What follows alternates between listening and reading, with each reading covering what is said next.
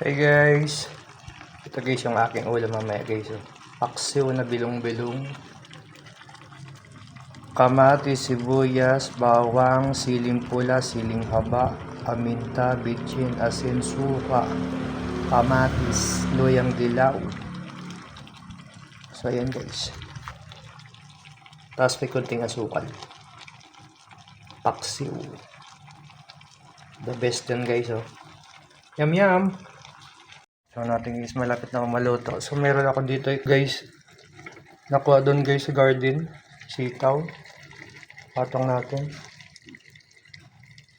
And then meron akong kangkong guys, sa garden din yan guys. So patong natin, kahit patong na lang yan guys, para meron tayong nutrients na makukuha pa sa paksiw natin. So tatakpan na natin. Guys, yung kangkong, the best yan guys high in fiber guys yung kangkong.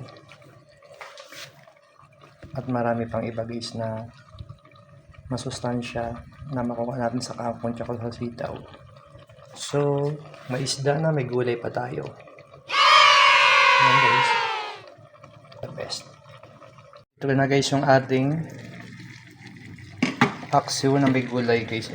Yan, talbos na ang kangkong. Luto na to guys.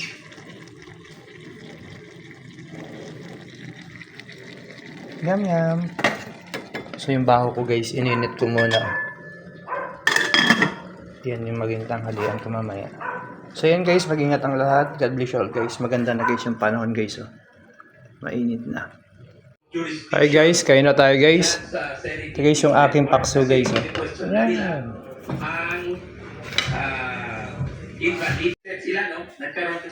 Ito guys yung kangkong na pinatong ko lang guys. More of exchanges siguro sa mga legal matters. Sa tingin ko ay tumapor sa depensa.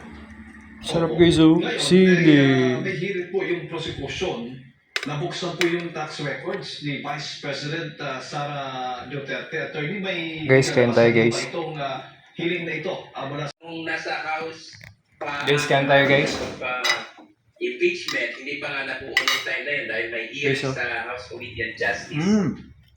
Binosisi na ng committee yung mga bagay na hindi dapat nila binosisi. Like for example, sinupina nila yung BIR Commissioner para dalhin yung tax records at ibang mga records o opisina para gawing masehan laban sa Vice Presidente. Ay nakita nila Guys. na mahina yung Ano oras na? place laban kay Bibi Sara. 11. Ngayon, questionable yan because merong 11:58 minutes before 12 o'clock. Committee on Justice because only the Senate sitting as an impeachment court. Sa aking experience and basis sa Constitution at sa ating rules ng both houses, only the Senate can subpoena the tax records, hindi ang House Committee on Justice. So, hindi nila nabuksan yan doon sa level nila, pero yung pamamaraan na ginawa nila mukhang foul. And that becomes an issue now because sa tingin ko, walang nexus na na-establish or leaked ang prosecution para ipasubpina itong tax records na mag-asawang Duterte. Remember, under Article 270 of the National Internal Revenue Code, confidential ang tax records that can only be or scrutinized in a proper legal proceedings or in impeachment proceedings.